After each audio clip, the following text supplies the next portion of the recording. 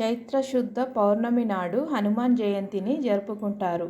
ఈ రోజున హనుమాన్ భక్తులు రోజంతా ఉపవాసం ఉండి హనుమాన్ చాలీసా పఠనం, రామనామ జపం చేస్తారు.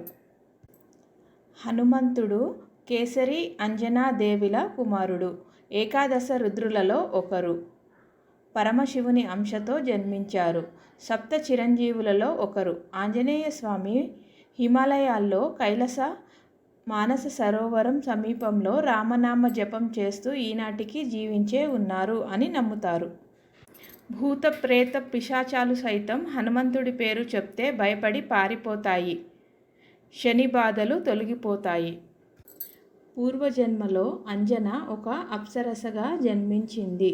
ఆమె బాల్యంలో కాళ్ళు ముడుచుకుని ధ్యానం చేసుకుంటున్న వానరాన్ని చూసి ఆశ్చర్యంతో వానరంపై పండ్లు విసిరింది. ధ్యానానికి భంగం కలిగిన వానరం రూపంలో ఉన్న ముని నిజరూపం పొంది కోపంతో అంజనను శపించాడు. ఆమె ఎవరితోనైనా ప్రేమలో పడినప్పుడు వానరంగా మారమని శాపం ఇచ్చాడు. అంజన తను చేసిన తప్పు తెలుసుకొని మునిని క్షమాభిక్ష పెట్టమని కోరింది.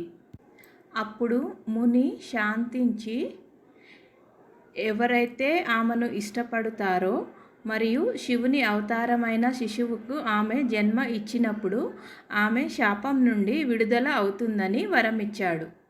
శాప విమోచనం కొరకు అంజన భూమిపైన జన్మించింది.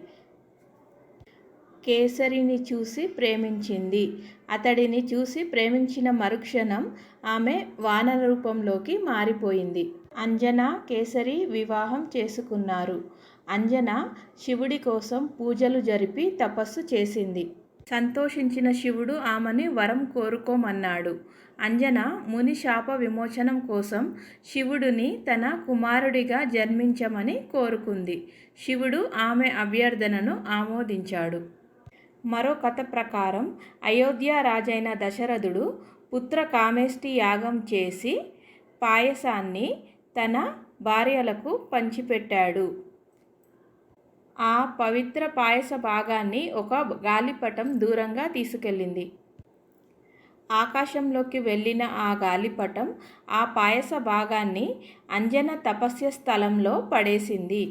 మహాదేవుడు అంజనా చేతుల్లో ఆ పాయసాన్ని ఉంచమని వాయుదేవుణ్ణి ఆజ్ఞాపించాడు. పాయసాన్ని చూసిన అంజన అది శివుని దీవెనలుగా భావించి సంతోషంగా దానిని త్రాగింది. ఆమె వానర ముఖం గల శివుని అవతారమైన శిశువుకి జన్మనిచ్చింది. ఈ బాలుడు అంజనాదేవికి జన్మించడం వలన ఆంజనేయుడని, కేసరి నందనుడని, వాయుపుత్ర లేదా పవనపుత్రుడని వివిధ పేర్లతో ప్రసిద్ధి చెందాడు. హనుమాన్ జననం వలన అంజన శాప విమోచనం పొంది స్వర్గానికి తిరిగి వెళ్ళింది. హనుమంతుడు అంటే విరిగిన దవడలు కలవాడన్న అర్థం. ఆంజనేయుడికి ఆ పేరు ఎలా వచ్చిందో ఇప్పుడు తెలుసుకుందాం. చిన్నతనంలో ఆంజనేయుడు సూర్యుడిని చూసి అది ఒక పండు అనుకొని దాన్ని తినేశాడు. దీంతో ముల్లోకాలు గాఢాంధకారంలో మునిగిపోయాయి.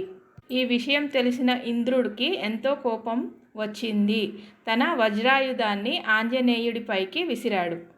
మహాశివుని అంశగా వాయుదేవుని వరంతో జన్మించిన ఆంజనేయుడు వజ్రాయుధం తగిలినా మరణించలేదు. కానీ ఆయుధం తగిలిన చోట దవడలు విరిగి మూర్ఛపోయాడు. ఇంద్రుడు చేసిన ఈ పనికి ఆగ్రహించిన వాయుదేవుడు ఒక గుహలోనికి వెళ్ళి స్తంభించాడు. జీవులన్నీ ప్రాణవాయువు లేక మృతి చెందసాగాయి. ఇంద్రుడు తన తప్పు తెలుసుకొని వాయుదేవుణ్ణి క్షమాపణ కోరాడు. శివుడు హనుమంతుణ్ణి చిరంజీవిగా దీవించి వాయుదేవుడిని సంతృప్తి పరిచాడు. ఈ వీడియో కనుక మీకు నచ్చినట్లయితే please like, share and subscribe. Thank you.